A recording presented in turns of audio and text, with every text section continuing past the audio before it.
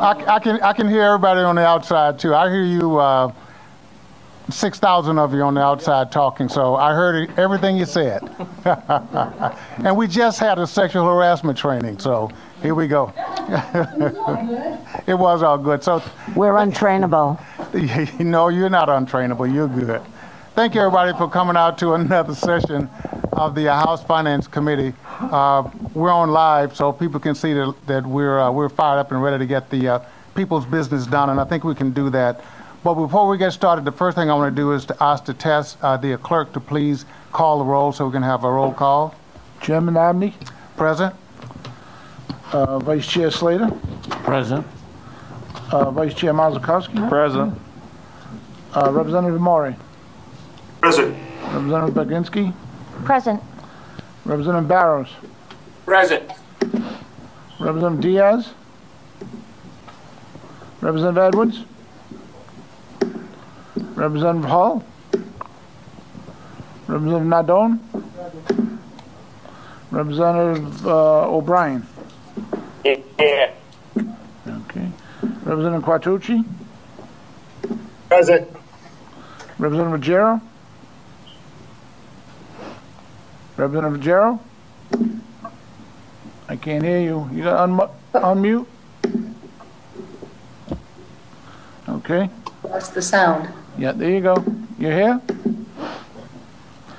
Representative Tabone. Here. Representative Bella Wilkinson. Present. We have a quorum. Thank you very much, Clerk. We do have a quorum. We've got several items on the agenda tonight. I think we can get through them in a good time and make sure that everyone gets a chance to present their bills in an ordinary and a great way. We do have people who will be waiting on the phone lines, and what I would ask is that when we get to that part of it, that you give us your testimony, but make it as brief as possible, but succinct as possible, so that we can take that information. We also want to let you know that anytime you send in written material, it's always posted on our website. But the first thing I want to do is, tonight we have one bill that we need to vote out of committee, which means that it has already been heard before. And that is Bill 5534. And that bill authorizes Providence to issue not more than $140 million in bonds to finance the construction, renovation, improvement, alteration, repair, landscaping, furnishing, and equipping the schools and school facilities throughout the city of Providence. So when we consider a bill, that means that we send the bill then to the floor for floor debate or a vote, but we don't debate the bill in committee tonight. So could I get a motion I think I do have to get a motion to do the right? Yeah. Correct. Okay. I would like to make a motion of passage of H5534. Can you do that? You're a sponsor of the bill. A co-sponsor. A co-sponsor, okay. So it has been moved by Rep. Slater that Bill 5534 go to the floor. Can I get a second from Rep. Bella Wilkinson? Okay, it has been moved and second that the Bill 5534 please move to the floor for a vote. Could you call the roll, please, sir? Chairman Abney. Yes. Vice Chair Slater. Yes. Vice Chair Mazurkowski. Yes. Representative Maury. Yes. Representative Baginski. Yes. Representative Barrows. Yes. Representative Diaz. Representative Edwards. Representative Hall. Representative Nadone. You know, to hear others speak on mute. Okay. Yes, I'm sorry. Representative O'Brien. Yes. Representative Quattrocchi. No. Representative Ruggiero.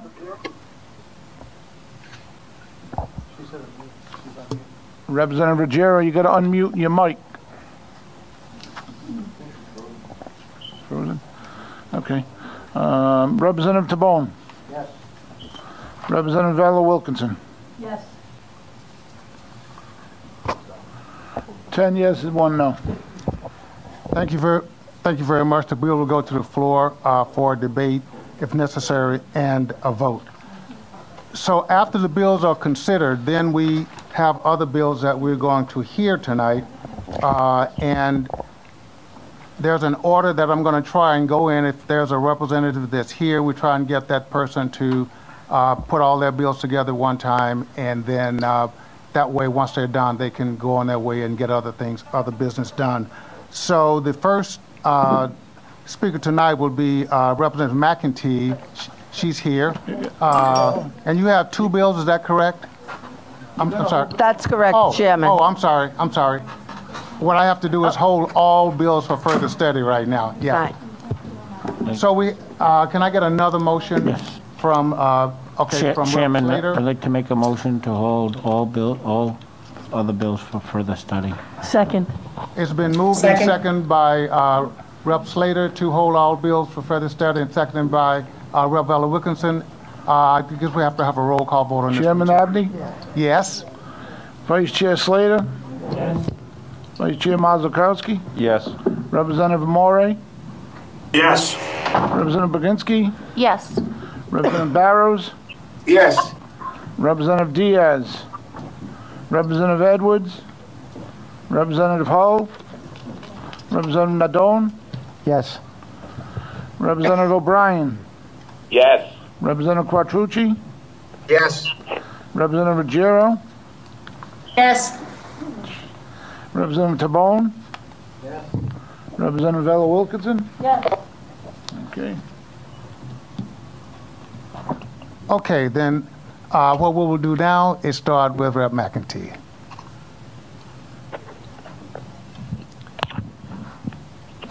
Thank you, Mr. Chairman. You want me to introduce the bill? Yes, I do. Oh. You have two bills, 6071. Certainly. And you can introduce that one first, and then I think you have another one after that. Yes, thank you. You're welcome. Yes, this is House Bill 6071 that was brought to me by General Treasurer Seth Magaziner.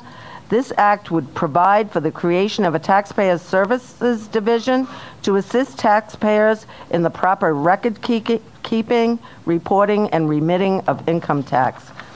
This is a program that we both think is great for small business. What this would allow is any business that's unsure on how to keep their records without falling behind with penalties and shortfalls could ask the Taxpayer Services Division for a free program on it's completely voluntary to assist the taxpayer in proper record keeping. And this could be done by phone, it could be done in person, and in the end, the division consultant would prepare a report of recommendations to the business owner, and all of this would be reviewed by the Department of Revenue, and the taxpayer would not be audited for 1 year following the consultation unless the taxpayer is engaging in fraudulent or egregious behavior. Treasurer Magaziner has been a champion for small business, and we recently had him in front of the Small Business Committee, of which I'm chair, and he can fill you in a lot more about this than I can, but I want to commend him on his efforts, because right now, as we all know, small businesses are really suffering, and they have taken a big hit from the pandemic. So this is, we're trying to reinvent the new normal for businesses to help them into the future. And I don't see this as a bill that would stop revenue necessarily for the state, although I suppose there could be an argument for it, because you're not going to be able to get the 18% penalty that people tend to attract once they have an audit. I don't know if any of you have been audited, but it's quite a lengthy procedure. It usually costs money. You usually need a lawyer and a tax man. So with that, Chairman, I would like to turn it over to the Treasurer, please. Thank you very much, and welcome, General Treasurer. Well, thank you, Chairman. Hello from upstairs. I hope you all are doing well. We are. I want to start by thanking Chair McEntee for her tremendous leadership as chair of the Small Business Committee. She's off to a fast start advocating for changes that will help small businesses across Rhode Island at a time when we desperately need it. Small businesses are the heart of Rhode Island's economy and have been hit disproportionately hard by COVID-19. And it is incumbent upon all of us not only to assist small businesses in getting through this crisis, but also making sure that on a go-forward basis, we have a better environment for small businesses. This bill came really from feedback from a number of small businesses who have been through this situation. And the story that I keep hearing goes something like this, and maybe you've heard similar stories from small business owners that you know. You're a newish small business, you've been around in business for 3 or 5 or 7 years, you're doing everything right, you're paying your taxes, and then you get a random audit, let's say, which happens. And it turns out that unbeknownst to you, the entire time, you were doing something wrong. You were calculating a tax rate wrong, or you accidentally entered the wrong amount into the system 1 month, 3 or 4 years ago. You made an honest mistake. And under our system in Rhode Island, not only do you owe those back taxes, you owe 18% annual interest plus penalties. And so a small mistake, an inadvertent mistake, could end up being very costly and can be such a big hit that it can put a small business out of business. And this is something that has become very common in Rhode Island, unfortunately. These are not businesses that are trying to dodge taxes. They're not trying to do anything wrong. They don't realize that they are doing anything wrong until the day comes when they find out that they owe a huge bill, most of which is interest. And so we started looking around the country to figure out, what do other states do? And the model that we found that we like the best comes from Washington State. In Washington State, the Department of Taxation, their Department of Taxation, will allow a small business to invite them to come into their business and do sort of an inspection and make sure that they're calculating everything the right way, they're doing everything the correct way, so that they can avoid getting into trouble. The state of Washington has been doing this for years. It's been successful there. It's a popular program. And the mission is very much in line with one of the missions of the Rhode Island Department of Taxation, which is to promote compliance. It's very much like if you're opening a restaurant, before you're allowed to open, the Department of Health comes in and does an inspection. They don't wait until later, years later, when it turns out you've been doing something wrong. They come in and give you an inspection up front and make sure that you're doing everything right when you launch. So it's the same concept, except in this case it would be voluntary. It would be something that the small business could choose to do. And the Department of Taxation would go and sort of let them know how to calculate everything correctly and make sure that they're doing everything the right way so that they can avoid getting into trouble in the first place. In our discussions with Washington State, they say this does not require significant staff resources. They don't do a full audit, so it's less time consuming and less work intensive than that.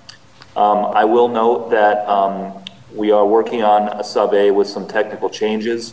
I know the Department of Taxation has some concerns, and we actually think that some of those concerns can be addressed easily with some of the sub-A language that we're working on. But at the end of the day, this is about making Rhode Island a more small business friendly state.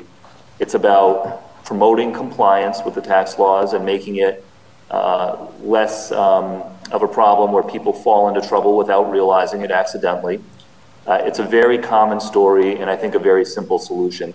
So with that, we're happy to take any questions, and I thank the committee once again. And I thank once again Chair McEntee for her leadership at the Small Business Committee and for sponsoring this legislation. Okay, thank you very much. Are there any questions of the sponsors from the committee at this point? Yes, Rob Nardone, please. Hey, I just want to applaud Madam Chairwoman for bringing this. This is a great bill. Back in the 90s, I was audited when I first opened up my business, and it was very nerve-wracking. Especially, I'm a tradesman. I don't know the numbers that well. The audit was brought upon me, and since I didn't have the capacity to understand the numbers, I had to pay an accountant a lot of money to get that straightened out. And this particular branch of government, shall I say, or this department they want to set up, I think it'd be very beneficial to small businesses. But the one question I want to ask is, the appropriations, would that come from the general fund, or would we be opening up a whole new department of government? Is that how that works? I think the treasurer can answer that question. Okay. Yeah. So this is one of the technical changes that we're going to be making. I don't think we need to set up a whole new department. When we reach out to the state of Washington to ask them what staff resources were required for their program, it was minimal. I don't even know that they needed to add any new staff. If they did, it was 1 or 2 people for a much bigger state. So I think we're going to make some changes there. I don't think this is the launching of a whole new department. It's the offering of a new service. That being said, if the Department of Taxation feels that they need another, FTE or half an FTE to support the program, then I think they should get it. And I think that having a fiscal note from the Department of Taxation for what they think it would take would be very helpful. And just one more thing, just so you all know, 18% interest is the highest in the country. Okay. Thank you, Chairman. Oh, you're quite welcome. Are there any other questions from any other members on this particular bill at this point? Mr. Chairman? Yes, Rep. Ruggiero, I see you on the screen. Thank you, Chairman. And welcome, Treasurer. It's nice to see you back here in Finance. And I, too, want to commend Chairwoman McEntee for putting this forward. Treasurer, you and I launched the Bank Local program for many small businesses a few years ago, and I was chairing the Small Business Committee. And you mentioned that the Division of Taxation has maybe some concerns. Can you be more specific? I was concerned about the staffing, but you seem to think that maybe just one person would be sufficient in the Division of Taxation. What other concerns would they have besides perhaps one FTE? Yeah, and again, I don't want to speak for the division. When we spoke with the Director of Revenue about this earlier in the year, he indicated to us at that time that he thought that the staffing needs would be minimal. But there's a new revenue director now, and so I want to be careful not to step on the new director's toes. Okay. But again, when we spoke with Washington State, their feedback to us too was that it didn't require significant staffing to do this, because again, they're not doing a full audit. It's more just kind of a checkup, right? As far as the other concerns that were raised, there were some technical things. I mean, the way the bill is drafted now, it would only provide this service for the income tax, and really it should be for all taxes, sales and so forth, not just income. I know they're submitting a letter, but as I reviewed their letter, I just saw it today, but as I reviewed it earlier today, most of it seemed to be things that were things that we would, support resolving. Mm-hmm. And this is preliminary work prior to somebody actually being audited. Yeah, exactly. It would be a voluntary thing. A business could call up the Department of Taxation and say, hey, could you come and check us out and make sure that we're doing everything right? And the department would come, as Chair McEntee said, either in person or on the phone, and would sort of walk them through, all right, here's how you're supposed to be doing it, show us what you're doing, we'll let you know if you're doing it right or not, we'll memorialize it, we'll produce a written memo for you to memorialize the guidance that we've given you. And as long as you do it this way, then, you'll be fine. And in Washington State, they make this service available to all businesses. One of the things that we've discussed is if we didn't want to go that far, we could at least make it available to businesses, say, in their first 5 or 10 years of operation, which I think would accomplish the goal, right? Yep, absolutely. But that's the idea. And then the second part is we need to get rid of the onerous 18%, but that was the second bill that we heard in Finance about a week or so ago. So thank you. Thank you, Chairman. Thank you, Rep. Ruggiero, for your leadership in the Small Business Committee prior, and for your continued leadership for small business issues as well. Okay, thank you very much. Chairman, if I may. Yes. There is a letter that was sent to you, Mr. Chairman, from Nina Savage. She makes a few recommendations that she wants us to address. So it's all, you've got it all. So I think we can work this out and possibly amend it. Okay, that's why we're holding for further study. Okay. Any other questions on that particular bill of Rep. McEntee at this point? Okay, if not, you did have another bill you wanted to. I do. And this is House Bill 5696.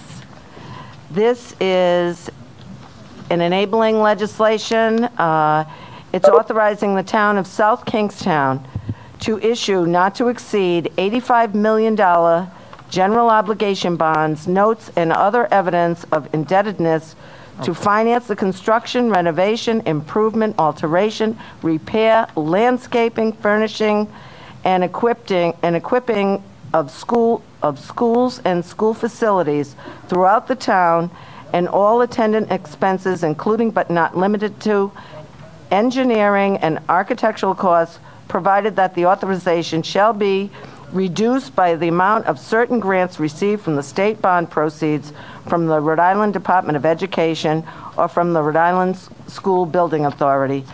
This is our attempt to bring our schools into the 21st century by upgrading our lower schools, like the elementary schools and the middle school, but the major part of this is a brand new high school, redoing a middle school to make it into a high school. And our current high school was built in the 1950s, so it's well overdue. All we want is the authority for the town to put it on the ballot on May 4th. I have a resolution from the town council that was voted on February 8th of 2021. And if you'll indulge me for a minute, it's President Abel Collins, Vice President Rory McEntee, Deborah Bergner, and Deborah Kelso, and Jessica Rose. So number 2 is my youngest son, so.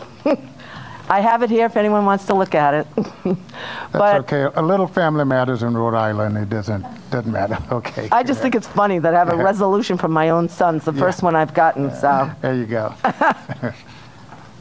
Okay. Any questions on that particular bill from the sponsor, please? And it's also signed by Representative Tanzi and Representative Fogarty, so. Okay. So if there are no further questions, then both your bills, Bill 5696 and Bill 6071, we'll close those for the hearing. So, oh, you do? 2 witnesses? I'm sorry. Yes, you do. Okay, they're on the phone? One? Well, actually, one's on the phone, the other one's unavailable. Okay. Emily is on the phone. Hello, you're on House Finance. Hi, yes, thank you so much for hearing me tonight. I really appreciate it. My name is Emily Comiskey, and I'm the chair of the South Kingstown School Committee. I'm calling in strong support of bill number 5696 that was introduced by Representatives McEntee, Tanzi, and Fogarty. In order to stay course and maintain the opportunity for state reimbursement, it's absolutely essential that this bond goes to referendum this spring. We're hoping for May 4th. We're looking to have our design process begin on June 1st in order to stay on track and be able to receive 15% additional reimbursement points. We have buildings that have been assessed to have $85 million of deficiencies that South Kingstown will be required to address. Furthermore, South Kingstown is really excited about the opportunity to change the way that education is delivered in order to modernize programming, which the proposed building project will support. It's very exciting to be considered for this once-in-a-lifetime opportunity to fix our schools in order to ensure that our children will be competent and prepared for a successful future. So again, I am calling in strong support of passing Bill 5696. Thank you very much for your concise testimony. Thank you so much. You have a great mentor with you. Does anybody have any questions or anything? No questions. Did you have a final comment? I just wanted to mention, Mr. Chairman, the time is of the essence on this. We have to have the approval, I believe it's by March 22nd, to the Secretary of State, to the Board of Elections. So your consideration of this matter is most appreciated. Thank you very much. We will consider it. Okay, so that should end the hearing on bills, unless there's other testimony, Bill 6071 and Bill 5696. Thank you very much. I'm going to go to Bill 5671 by Rep. Baginski. Would you can do it either from where you are? Or, this is just fine, Chairman. Okay. Thank you. This bill I'm submitting on the advice and suggestion of a constituent who also happens to be the director of the Cranston Public Library and on the board of the State of Rhode Island Libraries. The bill updates the statute that governs the State Library Board. It removes some language that's no longer relevant and makes some technical changes which will allow for easier communication among the state libraries going forward. When this statute was last updated in 2011, it offered special provisional funding to the Pontiac Free Library in Warwick. The bill removes that provision, but only because new programs have been created that take the place of that funding. So this provision is moot. The second significant change the bill proposes relates to extending the contract for the state library database that all the libraries share and use to communicate among each other. It simply means that instead of applying for a grant every 2 years, it could be done every 5 to save some administrative resources. It does not change the funding formula for state libraries. It's revenue neutral. That funding mechanism remains untouched. That's all. Well, thank you very much for introducing the bill. Any questions of the sponsor on that bill, please? Okay, do we have any witnesses in on the line? I don't see it on my paper. Okay, thank you. So then that will end the hearing on Bill 5671. Okay. I see we have our great friend Brett McLaughlin, who's in the audience there. You've got 2 bills up? Just one? Okay. You got 2? You can do it from your seat there, or you can come to the witness table. Either one.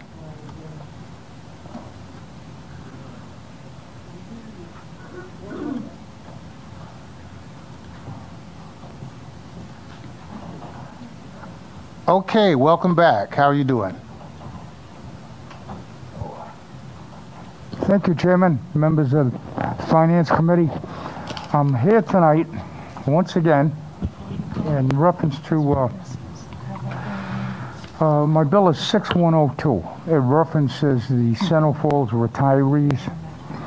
As you know, this has been a long-standing injustice that has transpired since 2011, you know, in reference to the retirees. During the bankruptcy crisis, basically they took a shellacking. They were cut down to 45%, from 100% to 45% of their pensions. In 2013-14, they were restored back to 75%. Currently, the retirees are receiving 67% when they retire. Deduct 25% of that. Most of the pensions range from $36,000 to $12,000 to $8,000. You deduct basically 25% of that. What do you got? You know. So ultimately, what my bill says is basically, I want to increase. I got it right here. This act would provide that effective September 1st, 2021, all Central Falls retirees covered by the Central Falls Retiree Settlement Agreement would have their pension benefit gradually increased during a 5-year period from the current base of 75% to 77.5% of their base benefit amount as of July 31st, 2011. After taking into account all applicable costs of living adjustments for their lifetimes, and you know, this extends to their beneficiaries. Do I have any questions? Okay, any questions to wrap on that particular bill? I think we heard this one last year. Okay, thank you. Then you can proceed to your next one. Chairman, I apologize. I don't have the bill in front of me. Oh, okay. Let's see. I'll find it and read it into. It should be on a computer. Yeah. I'll read it into the record for you. 6077. 6077. This one is the one that exempts state public safety employees from the cost to purchase credit for military service. Oh, this is a good one, Chairman. Okay. I trust you. Thank you so much. What does 326 say? Is your mic? Yeah, it just went off. That's okay. Well, you know, the content of this bill is, you know, we have veterans, Capitol Police, Municipal Police, Fire Department, stuff like that. They don't currently have buyback time for their service as veterans. Many of whom, you know, some of them served in the United States, many of them served in Iraq, Afghanistan. They need to be recognized as veterans and given that opportunity to buy their time back.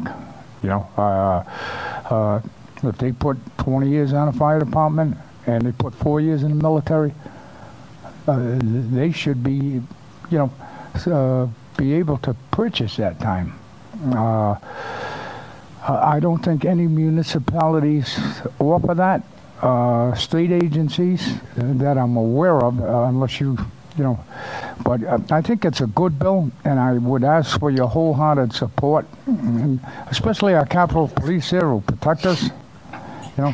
So this is applicable to municipal, you know,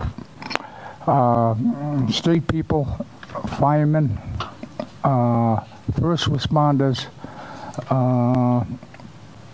and also the people that protect our colleges, college campus police. You know, they should be eligible to buy this time back. I would ask that you would consider this bill. Bottom line is, you know, they're going to pay for their time. What do we got to lose? All they're asking is for a buyback. You know. So, do you have any questions? Oh, again. Yeah, Mr. Chairman. Yes. It's Barrows. I said, okay, Barrows. I see you. You can go ahead, please. Thank you, Rep. McLaughlin. So I have a couple of questions. So the first one is, you know, approximately how many folks are we talking about, and what would that fiscal impact be to the local cities and town? Rep. Barrows. I will submit to the Finance Committee the numbers of veterans we currently have, both municipal, state, okay, at a further time, if that's acceptable to you. That's fine. I mean, and how about the leagues of cities and towns? Have you had any conversation with them? Yes. Yeah, I've had, you know, conversations with, well, Cumberland, and you know, basically, I've thrown it out there, but I don't think there should be any disagreement that veterans should have top priority. Thank you, Mr. Chairman. You're quite welcome. Thank you. Okay, any other questions of the sponsor on that, please? Okay, so then that should close the hearing at this point on your 6077. We have one witness, right? Okay, we have. Yeah, that was a witness, but the witness is now unavailable. Okay. Mr. Chairman, I'd like to thank you and the committee. If you have any other questions. Any other questions of the sponsor, please? Once again, have a great night, and you do a great job. Thank you. Thank you. Appreciate that. All right. On the retirement bills, there were several others, and I try to keep them all in the same pile. We had a bill by Chairman McNamara and by Rep. O'Brien. Rep. O'Brien, are you on it now? Are you there? If not, I can read your bills into the record. I don't think Chairman McNamara is either. Okay, so there were two bills. Rep. O'Brien's bill was 5326, and 5326.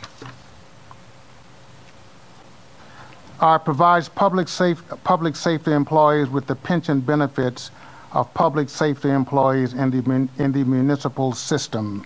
So we'll read that into record. That's 5362 by O'Brien. And Chairman McNamara was 5026. It was in the same subject matter. And that authorizes early retirement for teachers at the top of the maximum salary. Does anybody have any question on any of those two bills? The sponsors would certainly get back to you with any information that you would need for that. Okay.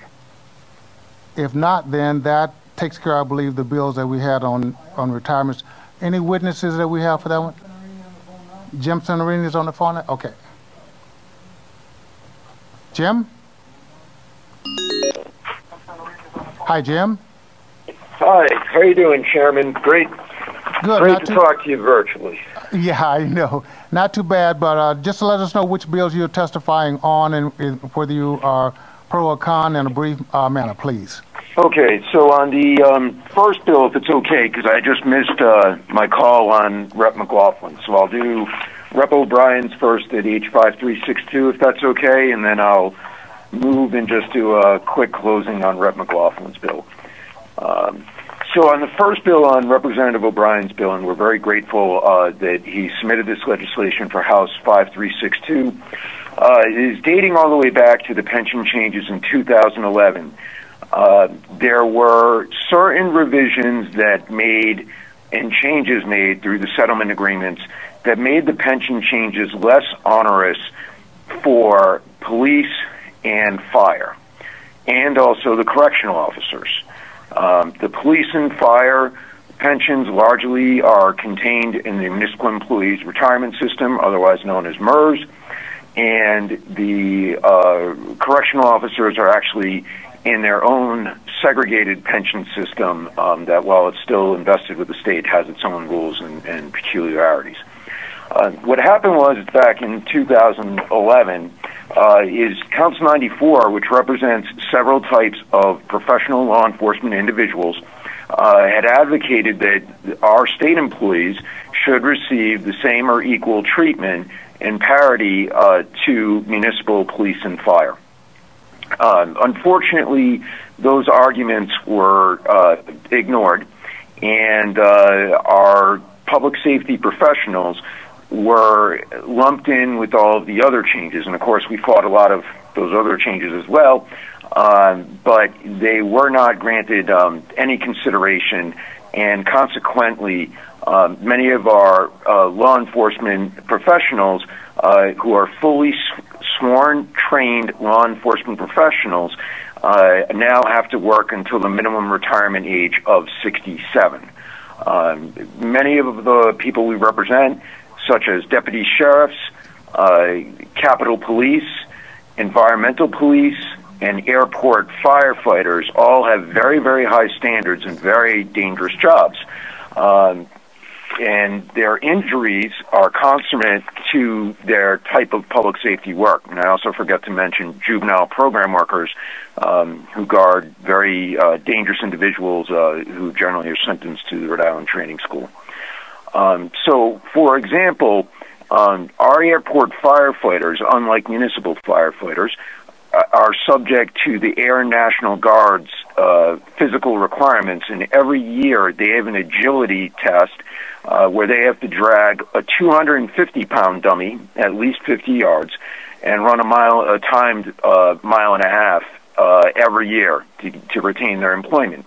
Our other law enforcement groups, such as the environmental police, regularly confront individuals who are actively hunting and carrying firearms on a daily basis.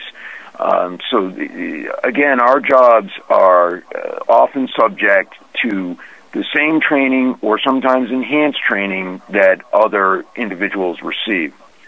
So what this bill would do in a nutshell is, if enacted, it would freeze all of their current pension accruals and stop their contributions going into the defined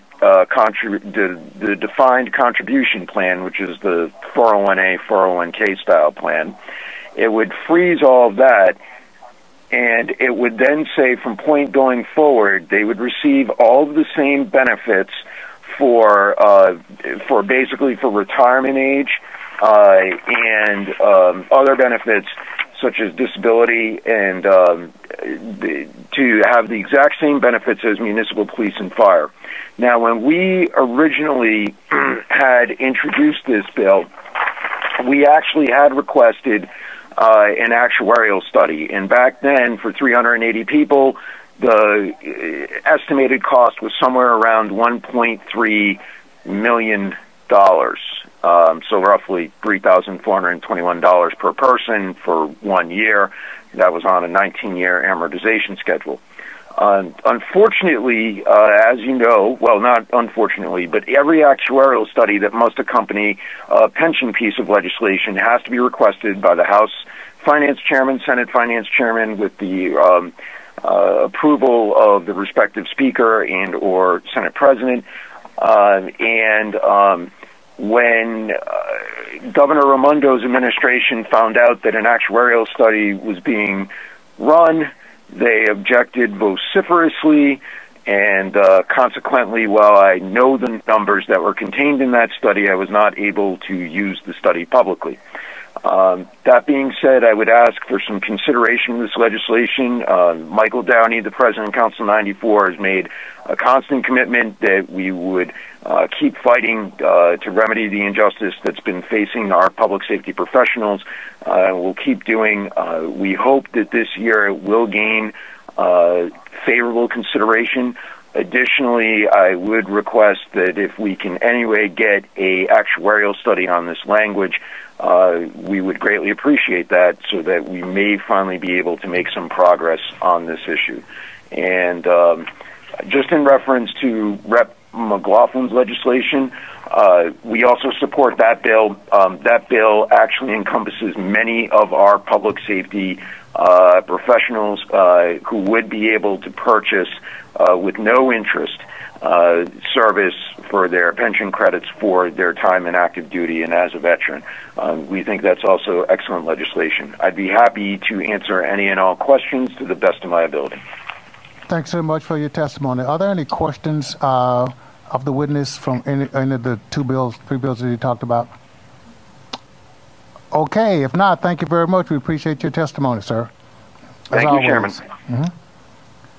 Okay, so we're going to, just for your sake, we're going to go to Rep. Lombardi has been waiting, so has everyone, and Rep. Casimiro. So Rep. Lombardi, I know he's on the line now. He can go up next. And right after him, Rep. Casimiro will get you. Thank you, Chairman, members of the committee. I'll try and be do this as quickly as possible.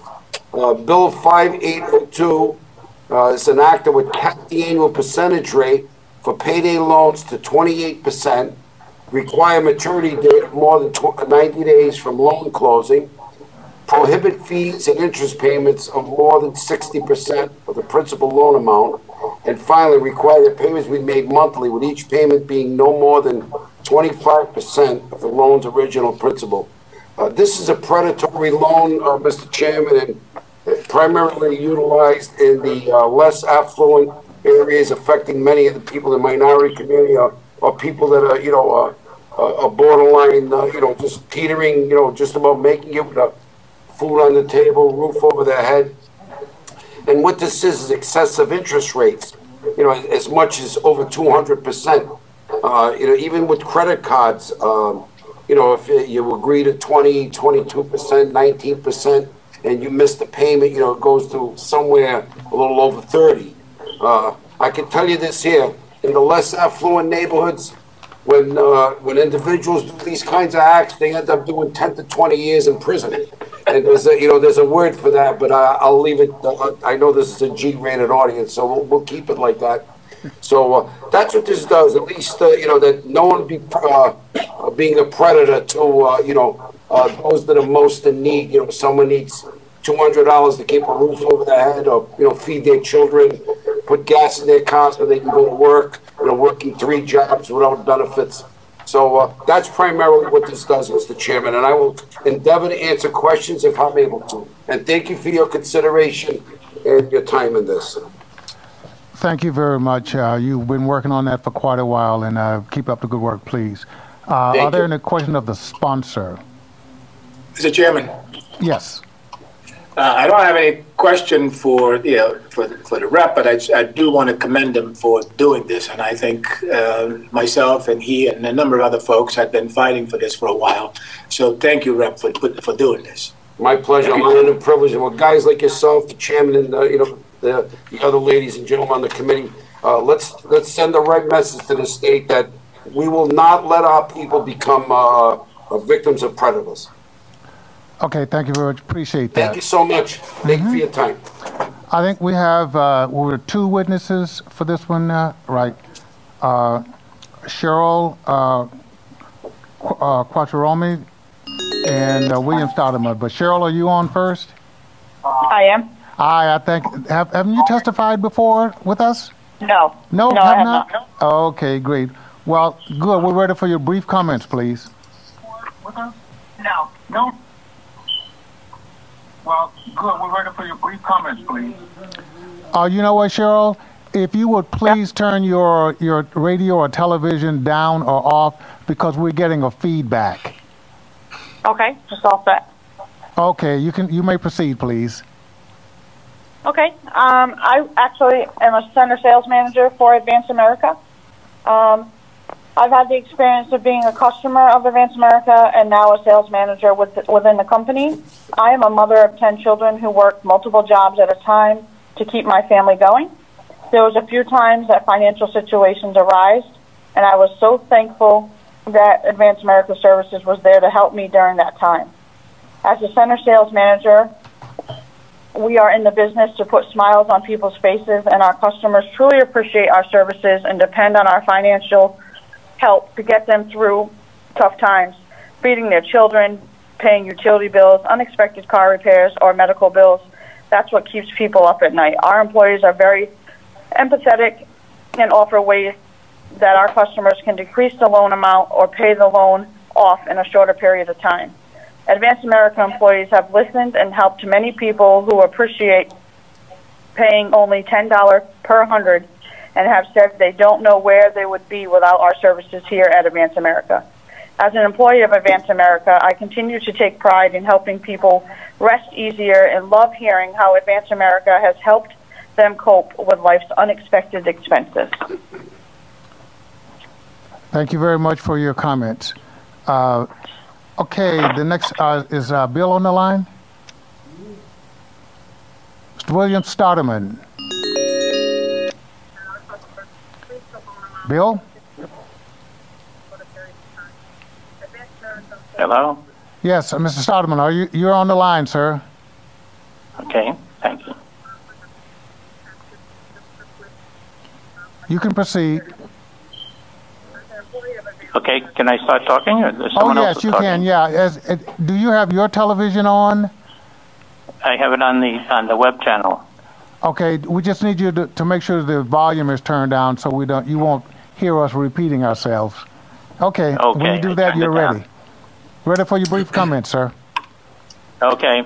Thank you, Mr. Chairman, and appreciate the opportunity to speak about the payday lending, which everybody looks at the wrong way. First of all, let's replace the rhetoric with reality. Many people do not understand what an APR is.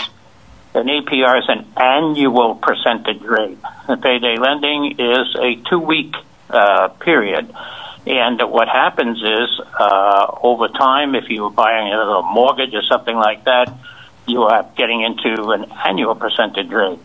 If someone asks you if they could borrow $100, and you said, yeah, and they'll give it back to you tomorrow, and you tell them, give me back $100 plus $1, well, you just charge them 365% APR, the way people think about that.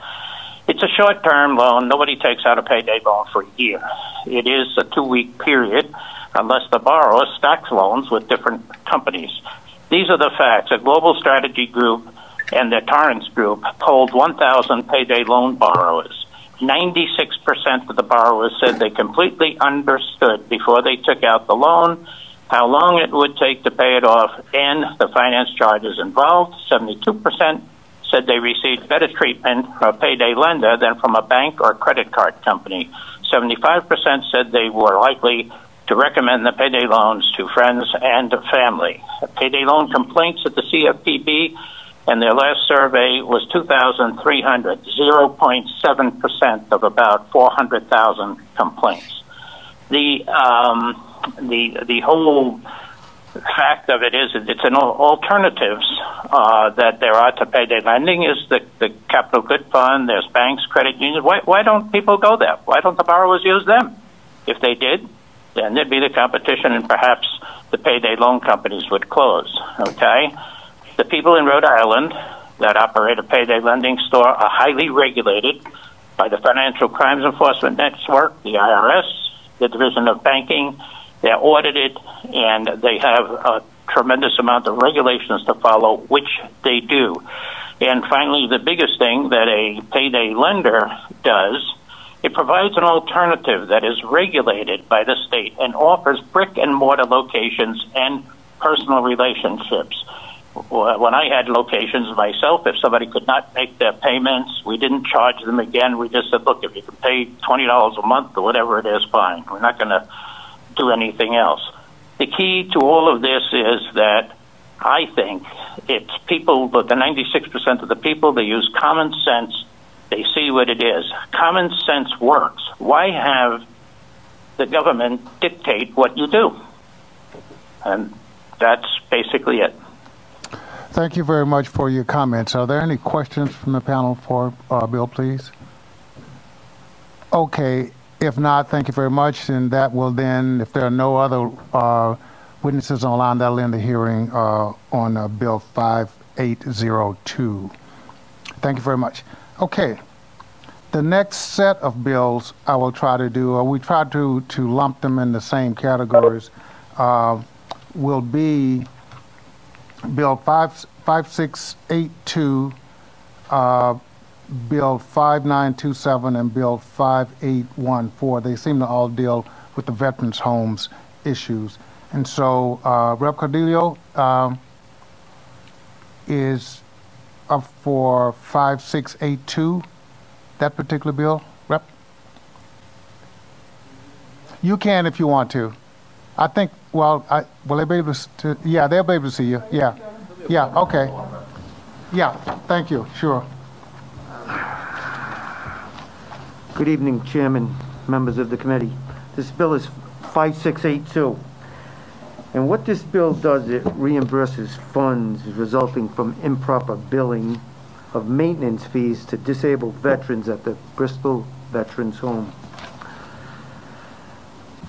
There are numerous cases of the state improperly billing thousands of dollars to disabled vets at the Bristol Veterans Home, which created financial challenges to them and their families.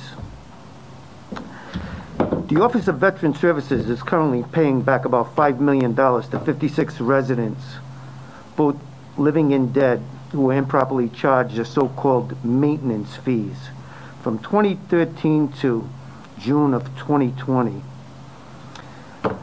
Despite the then administrator, Rick Backus, signed an agreement with the U.S. Veterans Affairs promising the home would no longer charge residents considered 70% or more disabled. Despite the agreement, the Veterans Home continued to collect the 80% of those residents' income.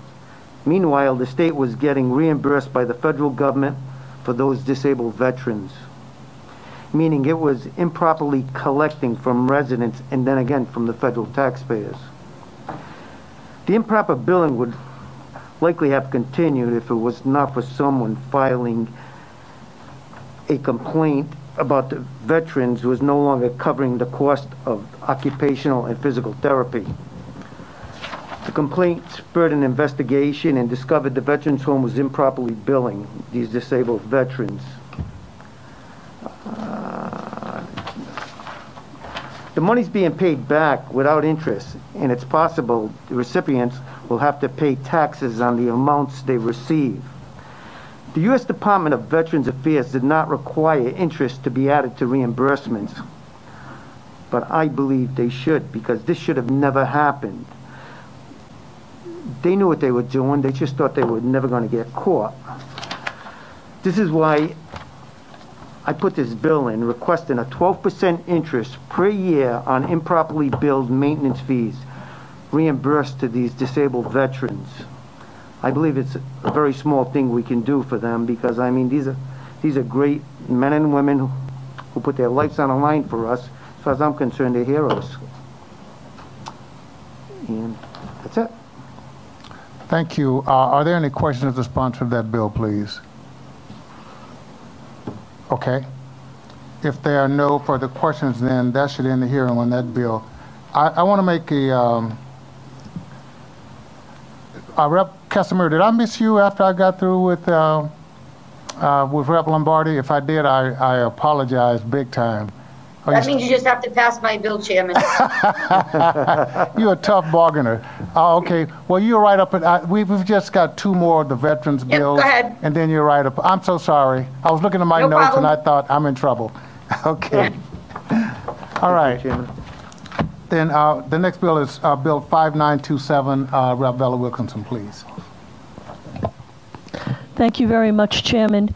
Members of the Finance Committee, I'd like to talk to you about the situation that Representative Cardullo had expressed in his bill.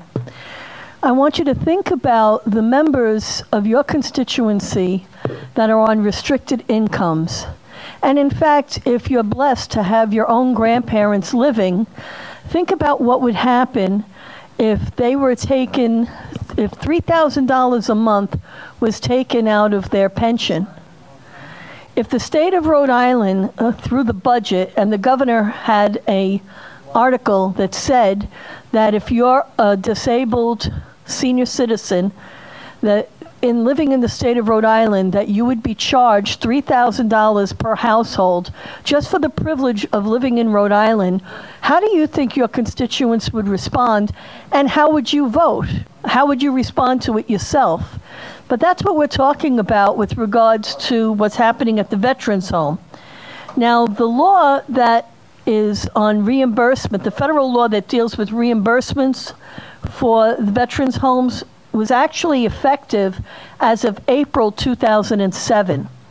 And our state decided they were going to reimburse the veterans that they overcharged since 2007, but they weren't going to start reimbursements until 2013.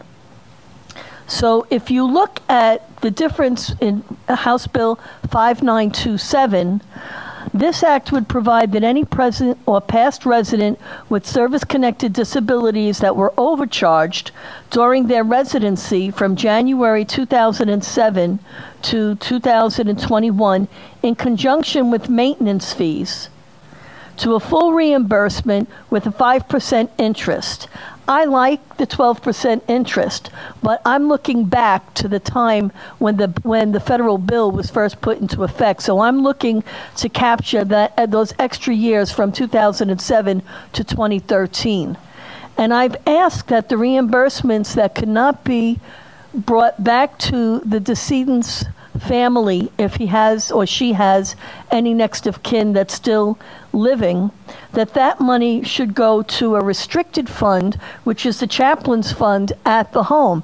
And the reason that I ask for that is because if the veteran's next of kin is all deceased, then the people that they shared their lives with at the veteran's home is the closest that they have to a next of kin. And I would like to see them benefit from this money, and certainly not the state of Rhode Island. I don't think the state of Rhode Island should be unjustly benefiting or unjustly enriched by the fact that they took advantage of these veterans. And I would also say to you, as the representative did, that the state was put on notice each time they completed an audit form, because the federal bill is cited on the forms that they had to complete an auditing of their incomes each month.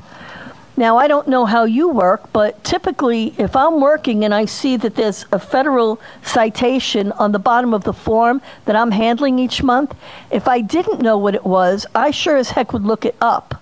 So in my way of thinking, the state of Rhode Island knew, or certainly should have known, that they were overcharging these men and women to the tune of about $3,000 monthly.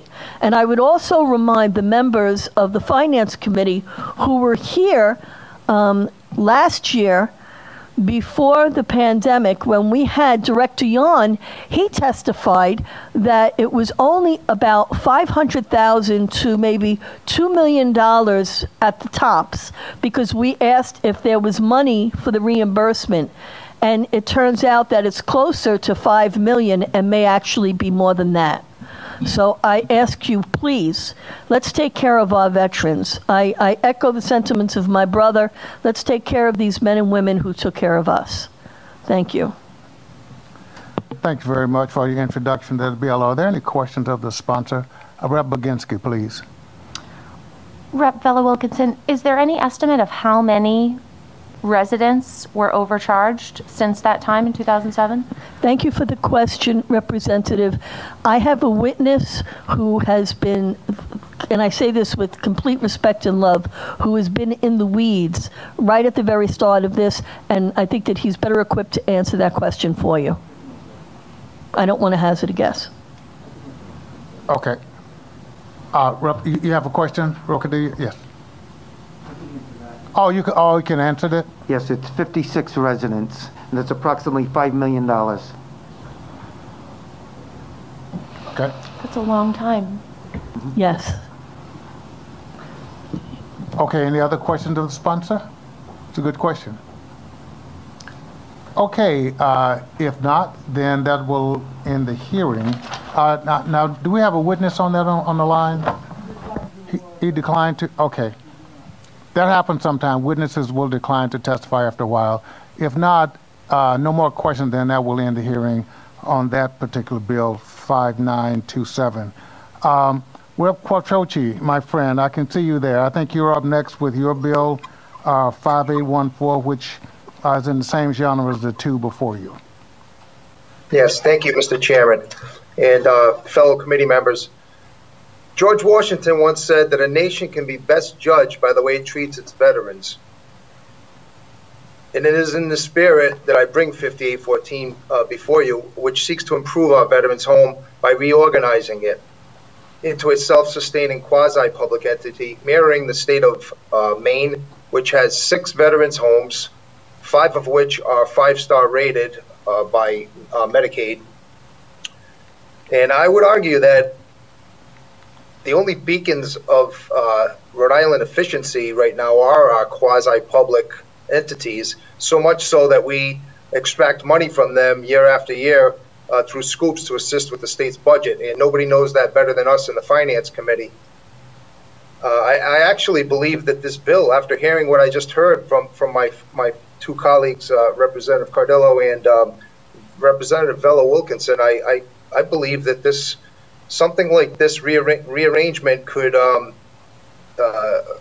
allow for veterans on the board that would be created to, look out for their own best interests. I don't think that these things would happen. Since moving into the new facility in 2017, the Veterans Home budget has ran an annual deficit. FY20 deficit was $2.8 million, and according to the assessment of the Rhode Island Veterans Community Living Center report, which was done last February and led by Major General Callahan, the commander of the Rhode Island National Guard, which he pulled together an intra-agency executive planning team with experts from the Department of Health, EOHHS, the Office of Management and Budget, Emergency Management Agency, Rhode Island National Guard, as well as consultancy from the firm of Alvarez and Marsal. And they were forecasting that FY 21 would have a budget deficit reaching 5 million. I don't know if that's still the case. Maybe it's more. I don't know. But that was their forecast in the report. The three main issues that they cited were serious staffing issues. That was the main issue. Dietary, some issues there, as well as house cleaning issues. There's no doubt that the Rhode Island Veterans Home is struggling under its current system of management. I'd just like to offer this as an alternative. I'm not going to go into all the details of how it would be set up because it's in the bill. You can all read the bill. Of course, I would welcome any ideas for improvements. I know that we have many veterans on this committee, and I know that you would want nothing but the best for your brothers and sisters of the armed forces. So I just felt, with all the difficulties that the Veterans Home had been going through, with what I mentioned, plus other things also, it made the news in a lot of different ways. Faulty construction, folks not being able to go through doorways, just things that are just ridiculous. And I really believe that a committee of veterans watching out for their own best interests, it can't be a bad thing. And we have models to go by. Like I said, we can mirror Maine's system. Rhode Island doesn't. From what I understand, Rhode Island doesn't even have a rating from Medicaid. They have an internal rating which they gave themselves of 4, which I don't know how that happens, but it happened. So that's it. If anybody has any questions, I'd be glad to answer if I can. Thank you, Rep, for putting that in. Any questions, Rep Quattrocchi, for that, please? Okay, thank you very much. We appreciate it. So if no questions, any other, we had one other witness who called for another bill. Okay, sir, when you get on the line, if you could just identify yourself and which bill you're on, we'll take your brief comments, please. Yes. You can proceed, sir. We're ready for you. Your brief comments. Yes. Good evening, Chairman and members of the committee. My name is John Cianci. I am Department Commander for the Italian-American War Veterans and the Department Service Officer. And this is in reference to Bill the 59227, the reimbursements. Our organization, we were the whistleblowers that brought this to the attention of the federal government after we weren't getting a response from the leadership of the Office of Veterans Affairs. Representative Wilkerson hit on a lot of good points that I already put in. I submitted written testimony with backup documentation.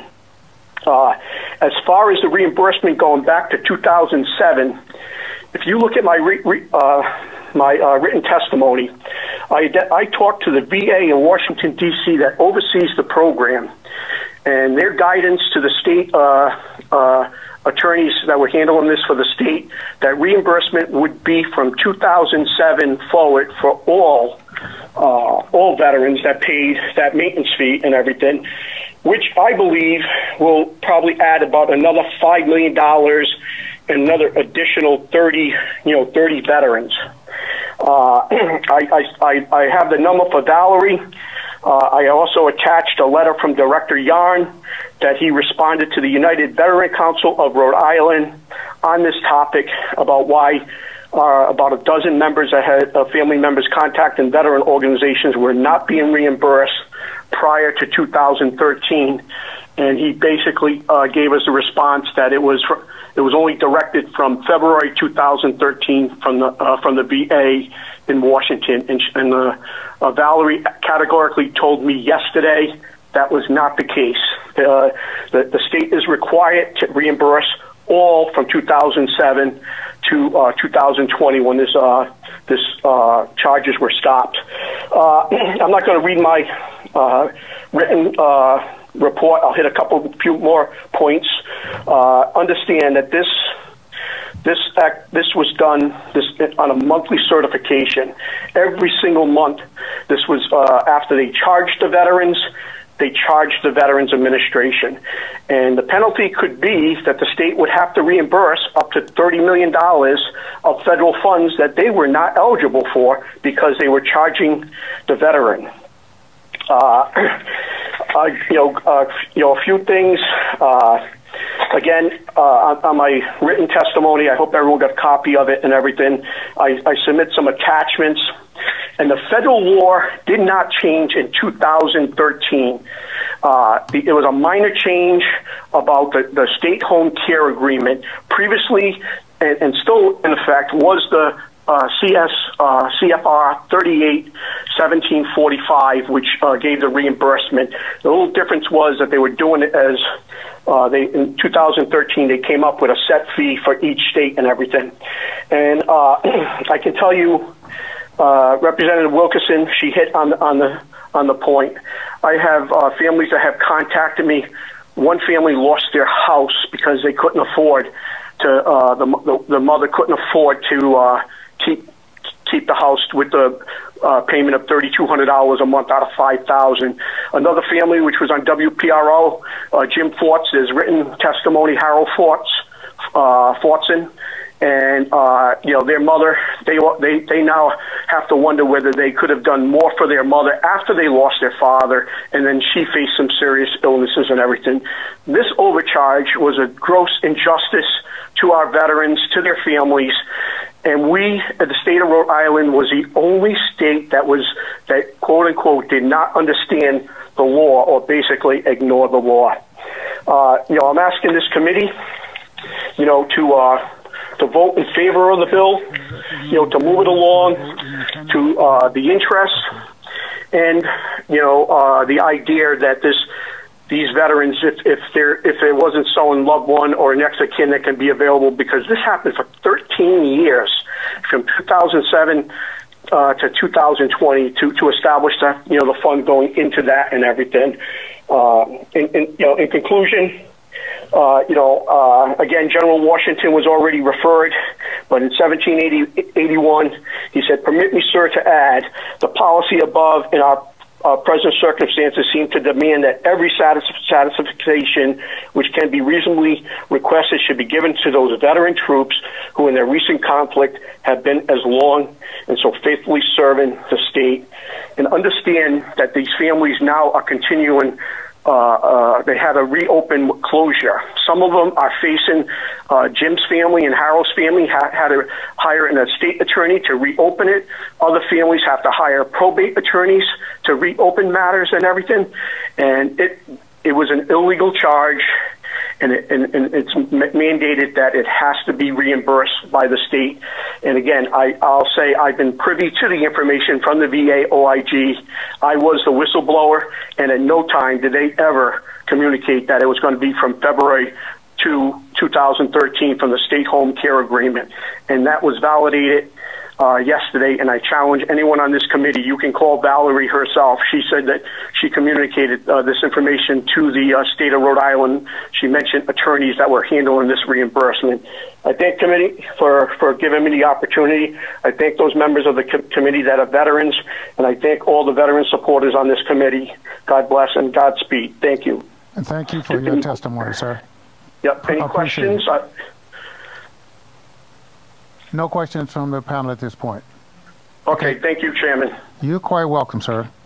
Okay, so now I don't think there was any other calls. So that then would end the hearing on the three bills that had to do with the vets home. That was 5682, 5927, and 5814. Okay. The next bill will be Bill 5533. I am so sorry, Rep. Casimiro, that I do owe you one. I don't know if it's this one, but I do owe you one. So you Thank you, Chairman. And you know what? Let me thank you in advance for your support of this bill. I just want to thank everybody on the committee and you, Chairman. I know that we've all been putting in extremely long days and nights. So I appreciate you all, what you're doing tonight. I will try to be brief. House Bill 5533 was introduced 3 years ago. and it's aimed to, the intent is to address the licensing fees for pharmacists. This year, more than any other year, we should try to pass this bill because it has a very small impact on the general fund, but it has a huge impact for our pharmacists who have been fighting on the front lines during this pandemic. The bill looks to cap licensing fees to $200 annually. We are way out of line with our neighboring states. Right now, Rhode Island charges $280 annually in licensing fees. Massachusetts, they charge $75. Connecticut, they charge $60. New Hampshire, $125 annually, and Maine is $75 annually. We are way out of line with our neighboring states. This bill is supported by the Rhode Island Society of Health System Pharmacists. If there's ever a time that we want to do a good business bill, this is our time to pass this bill. Even looking at other medical professionals in Rhode Island, dietitians, their licensing fee is $75 annually. Practicing RNs, $145. Occupational therapists, $140. Physical therapists, $155. And physician assistants, $110. Why are we charging pharmacists $280 annually for their licensing fees? These are the people who have been on the front line during this pandemic, and I ask for your consideration on this bill. I want to thank my co-sponsors on this bill, Representative Noré, Alzate, Fenton Fung, and Solomon. We need to pass this bill if we want any type of business-friendly environment in this state. So I will just open it up to any questions. Any questions of the sponsor on that bill, please? Mr. Chairman. Yes. I can see you there. Rep. Barros. Rep, so how many pharmacists would this actually impact? Just under 2,500, and the fiscal impact on the general fund would be about $198,000.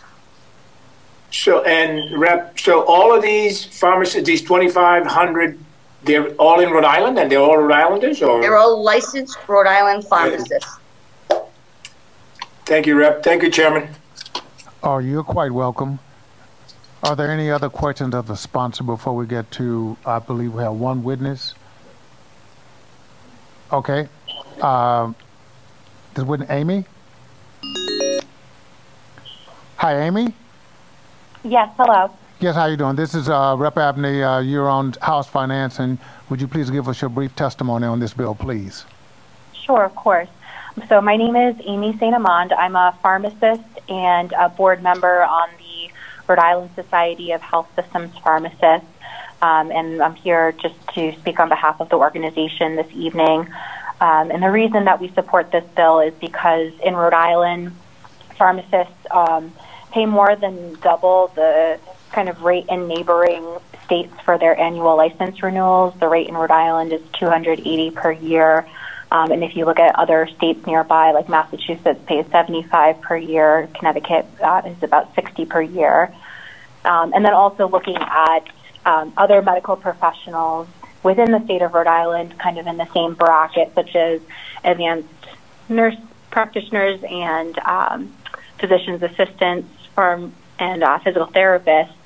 Their rates are somewhere in the $130 to $145 range per year. So we're just asking that pharmacists be considered for a rate decrease so that the license renewal is more equitable and comparable to our colleagues both within the state as well as other pharmacists in other areas of New England. And then also just, for pharmacists within the state, there's been a huge push for us to help, especially this past year with COVID-19 and not only doing COVID testing. I know a lot of facilities had drive-up testing that pharmacists were doing, as well as both preparing and administering the vaccination. So I think this would just help to show that the state, values the contributions of pharmacists. Thank you very much for your testimony. We appreciate that. Any other questions of the witness? Okay. If no other questions of the witness, then that means we will end the hearing on Bill 5533. And thank you for your patience, Rep. Casimiro. I will not forget to Thanks, get you. Chairman. Oh, you're welcome. Okay. We're in about the 7th inning of what we're doing here. So the next up, it's going to be Rep. Knight. There we go. Yes, Mr. Chairman. Okay, I think you have your bill 5065. That's correct, Mr. Chairman. Okay, you may proceed, please. Thank you. This bill would eliminate the shop license fee for a barber. The story behind this briefly is a local business in my community, a hair salon, complained to me that she had to have both her hairdresser's license, which came after an enormous number of hours of training, but also had to get a shop license fee, and in order to change location of her business from one building to another, essentially a change of address, had to submit a shop license fee again. The shop license is $170. It's, in my opinion, it's double licensing. I don't know why the shop fee exists. In my thought process, if you're licensed to be a barber, if you've gone through the training and you have all the safety knowledge in your head, then you know how to run a chair and you know how to run a shop. Additionally, when I looked into this issue a little further, not only does the person running the actual facility have to have a shop license, but each and every chair that is leased by another barber who is also licensed in the facility also has to pay a shop license. So you can have a room that has 5 barber chairs. You can have someone who owns the room and then they lease out the chairs. You're paying a license for the room, and you're also paying a license on each one of those 5 chairs. It seems to me like a money grab. So the bill would eliminate the shop license fee. The fiscal note from last year is roughly $240,000 lost revenue, and I think it's a good bill because I think that that fee is a money grab. In addition, the bill would get rid of some 2 lines. One is that right now, in order to get a barber's license, you have to be, quote, of good moral character, which is it's very subjective, and this body has through a licensure reform passed last summer, got rid of similar language elsewhere, so I would get rid of that. And there's also a citizenship or a legal status requirement in there. I don't think that has anything at all to do with whether or not you can safely apply your barbering skills, and so I redlined that as well. I'm happy to take any questions. Thank you very much for introducing the bill. Does anyone on the panel have any questions of the sponsor, please? And I don't see any witnesses on that one. Okay. You have a question? Yeah, just very quickly. Rep. DeBon. Rep. Knight, I'm in favor of anything that lessens all of the additional hurdles, and especially when it comes to barbering, that I see so much in my community, so many individuals making a decent and honest day's pay in that way. My concern is that every year we bring up the different things that we can lessen the revenues that are coming into the state, and you know, a few hundred here, a few hundred there, individually don't look like a lot, but as they add up, we need to find a way to replace them. Now I know that, you know, as we go through our budget, we find different areas, but as we've been phasing in the or phasing out the tax, the car tax, you know, we continuously look for other funds. Do you have other suggestions? One of the things that I always talk about is how do we get people to understand the loyalty to Rhode Island, and spending more here will help offset those costs. Are there any things that you've thought about that maybe we can get on the record now, just to let people know that as we take one thing, we have to replace it somehow, but if this can help an individual be able to get going faster versus all of the hurdles they go through to get going, and many times operating illegally. I would love for, whether it be now or at some point, to bring that up, because these are the type of bills that we need to keep putting in there. Well, I do have some ideas about that, and that's the, very briefly, because I know you're busy, but the overall structure of financing a state government is obviously it's a balance between taxes and fees. Some states have lower taxes, higher fees, think of New Hampshire. Some states have a decent balance between the two, and then some states just have high taxes and high fees. We should have a progressive tax structure in that the more you make, the more you contribute to the operation of the state. We have that by and large now, but we can do better with that. And if we did better with that program, then we would have the ability to lower some of these fees around licensure. I'll also note for the record that when it comes to barbershops, I noticed that the fee for the barber license is only $25, but the shop license is $170, which seems wildly out of whack. I'm a lawyer, right? My licensing fee every year is only like $200 and $250, and it's you know, to get on the master roll.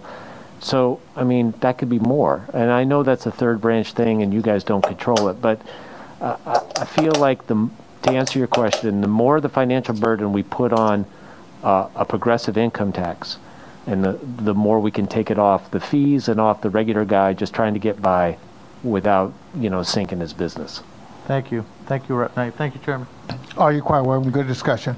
Okay, any other questions for Rep. Knight on that one, please? Okay, if not, thank you. Then that would end the hearing on your bill. Please, that's 5065. Thank you, Mr. Chairman. Certainly appreciate it. You're quite welcome, sir. Okay. We're down to Rep. Nadone. You have a bill, please. Thank you, Mr. Chairman, members of the committee. This bill was brought forward about 2 years ago by one of my colleagues, and I had co-sponsored it. It's to establish an inspector general for the state of Rhode Island. And what this act would do, it would establish an office of an inspector general as an independent administrative agency charged with the responsibility to investigate, detect, and prevent fraud, waste, abuse, and mismanagement in the expenditure of public funds. There's many states, there's 12 states that have this, inspector generals, and most of these states that have them, the amount of money they collect, they find in fraud, abuse, and inefficiencies, it more than pays for the office. The General Assembly would make the appropriations under this bill. The Inspector General would appoint employees, supervise and coordinate audits. They would have the ability to subpoena records, for records and reports, and also persons and witnesses.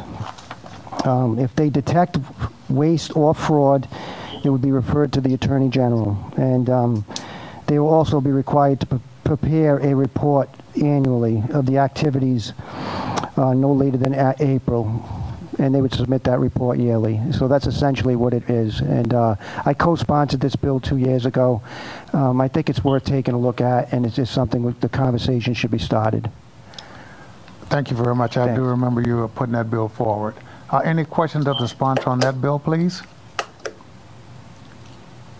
Oh, you do? You have a question? Yeah, Rep. Bella, please. Thank you, Mr. Chairman. Not a question.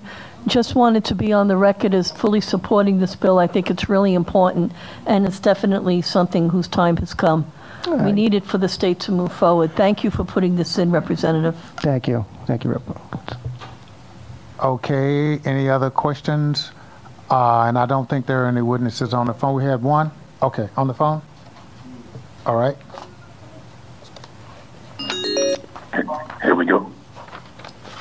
You're on the line, sir. Just please identify yourself, what bill you for or against, and give us your brief statement. Yes, Chairman Abney, Ray Burbrick. Hi, how are you doing? Good to talk with you again. I'm testifying in favor of Bill 5795, the Inspector General bill. I have been in the last 9 years. I've been supporting this.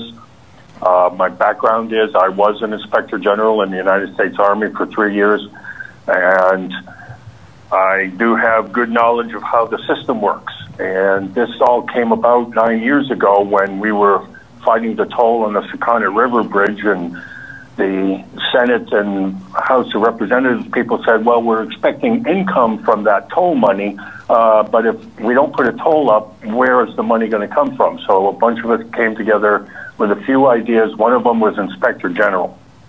And at the time, Rep. Valencia was listening to the testimony and the tolls, and that's how we got into the business of supporting the Inspector General. I looked at the list of all of the members of the Finance Committee. Several of you have heard my testimony. Unfortunately, I missed last year, but the previous year and the year before that, I recognize a lot of the names, and especially Rep. Edwards. He's one of my favorite. A few quick high points, and I'll wrap it up. One, the bill, the authors this time around, I believe, have incorporated the best ideas from several of the previous bills. And some of the issues or resistance and why we haven't incorporated an Inspector General yet in the state. One was the appointment of the Inspector General. And the current bill has really good provisions for that. There's a lot of the key people are available, of course, the governor, lieutenant governor, the speaker, and some others, but by majority vote. And then that way, it's everybody has a chance to get involved with the selection of the Inspector General. Another issue that's always kind of a point of contention is the realm of operation. And actually, the Massachusetts IG had a very good couple of paragraphs on this, and touch on it real quick, is that they operate in the space between where the Attorney General operates and the Auditor General. And it's kind of interesting because, like, there's been a lot of inflow of money from the federal government for the COVID relief programs. I think Senator Reid announced not too long ago that this next dose for the state's going to be like over $1 billion. And wouldn't it be nice to know that those dollars are going where they're supposed to? But the AG, the Attorney General, can't look at that proactively. They unfortunately only find out about it after the fact, when the bad news has been done. And the Auditor General potentially could look at it, but the nature of the powers and the investigatory powers and the subpoena ability, and in the bill itself, the language that says the IG will have access to all records. So there is a unique space where inspectors general operate. Rep. Nardone mentioned that they're profitable. Well, they are. The Rand Corporation did a study a few years ago. The return on investment for IGs across the board is about 13%. And I was earlier today doing some research and reading some of the annual reports. The states that have inspectors general are Pennsylvania, Georgia, Illinois, Indiana, Louisiana, Mass, Ohio, South Carolina, and more. And they all issue annual reports in which they highlight what their budget is and what their recoveries are. And the most recent report from Pennsylvania, they recovered $75 million in welfare fraud and $26 million in other overpayments and other programs. That was on their last report. Georgia, they saved $13 million by cost recoveries from fraud, waste, and abuse, and their budget is $1.2 million. Indiana, their last report, $25 million recovered and a $1.1 million budget, and the list goes on. One other thing that I didn't touch on in previous testimony is the IG can be a good friend to the governor and the Speaker, the Senate, and even members of the General Assembly, because you can go to the Inspector General and ask for a formal advisory opinion. If you want to issue some communications, or if you want to use state property, or you're about to embark on a certain kind of program that involves state funds, before you pull the trigger and get into trouble, you can go, hey, IG, can you give me your opinion on this? and they will give you the bottom line ethical answer, and then you can act accordingly going forward.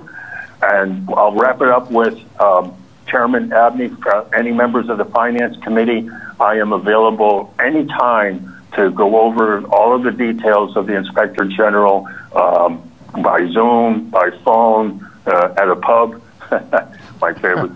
But I'll wrap it up with that. You know, this has been held for further study for longer than the 9 years I've been testifying, and and as Representative, I believe Diaz said, was a nice phrase. It's an idea whose time has come. We need to do it. Thank you. Thank you very much for your comments, and you are very persistent. I know you will. Thank you so much. We appreciate it. If there are no further witnesses, then that will end the hearing on Bill 5795.